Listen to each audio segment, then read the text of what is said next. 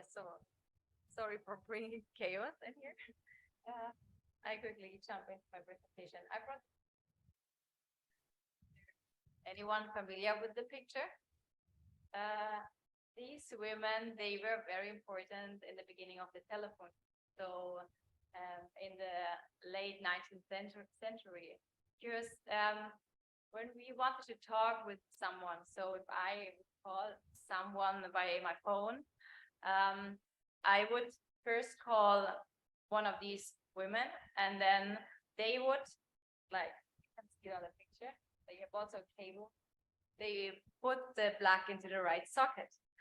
So, yeah, don't worry. In Germany, this is also automatically like in the rest of the world. But I'm feeling a little bit like these women because I am trying to develop a digital twin, and I have a virtual and a physical world, and I need something to find the right connection. So what is my digital twin in construction? Overall, this is the concept. So the heart is a discrete event simulation. You can use that for planning, for scheduling, but you can use it in a high level, but also in a very detailed level for simulating the material flow, for example, for then making decisions. When you then go into execution phase, you have a lot of variability. So you must update this simulation to have valuable decisions. So what I did, what I'm doing, I use data from the equipment, and then, of course, I have to translate the data and put it back into my simulation. And I needed, not like this, but I need a cable. So this is the presentation about. First, some general words about digital twins. In construction, you need three components, more or less, like the data acquisition. In my case, it's sensors from the equipment. You need a digital model and service. This is my discrete event simulation, as well as decision making. And the third point, data transmission and integration. You have 4 challenges you're facing. So the first one is the heterogeneous fleet in the construction industry. You have different kind of manufacturer, you have different kind of equipment like digger, like excavator, you have rigs like that, and they all speak another language.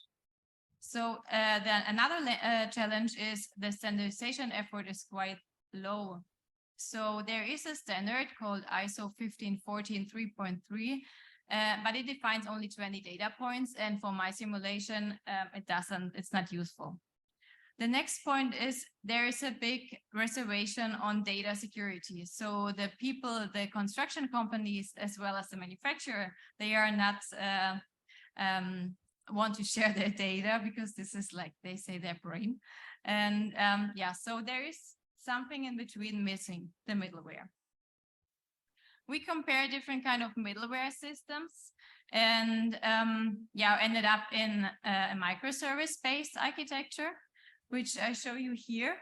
So we implemented communication protocols, very simple one for the simulation use, it's TCP, and also REST API for speaking with the equipment. Then we have an API gateway for requesting the data from the equipment, and we have the discovery service, so the one putting the plug into the right socket, giving like serving the addresses for the microservices in the end. Yeah, to validate this middleware, we had 2 test setups. So first, we tried it virtually with the data standard, with the 20 data points. MIG, like MIG 4.0 is machines in construction, they really force the standardization. So this is why I brought up this picture here. And the other test setup is the one I'm focusing in. So I want the very proprietary data from the equipment, then analyze the data, and then put it into my simulation.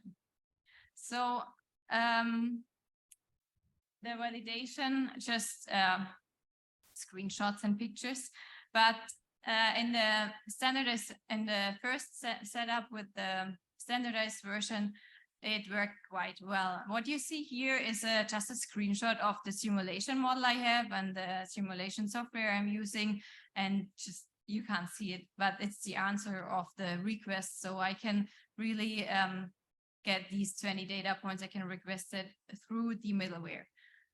Then the second test setup was the tricky one, and the problem was that the manufacturer, of this big equipment, wasn't able to send the proprietary, so not the 20 data points from the standard, but the others I need to. They weren't able to send it to their platform, so I couldn't request the data. So in the end, we ended up that we are not able to test the middleware. We use the Wi-Fi from the equipment.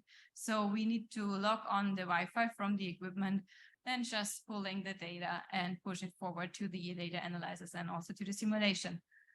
And yeah, this is, by the way, Yuling. He's also a co-author of this paper, and he's implemented the middleware together with an Indian guy, Gokula Krishan. But yeah, just that you know that I'm not alone. And this is now the conclusion and outlook. So I hope you got the idea that I really missed middleware systems. So for data transmission and integration, because it's really important to close the loop between the virtual and the physical world for getting a digital twin in construction. So there's also our middleware. We presented one, but it's limited, you've seen. And there are further studies in terms of data exchange performance, security aspects, or compared with other middleware systems. But I really want to give the message that standardization is really important. It makes the life easier for digital twins. And also in the future, data trustees, such as in the automotive industry or in the agricultural industry, would be very helpful to give the people, like the manufacturers, the companies on site, trust and security to share their data, because this is the future. So thanks for your time. My name is Fischer, and I hope that I can discuss this with you. Thanks.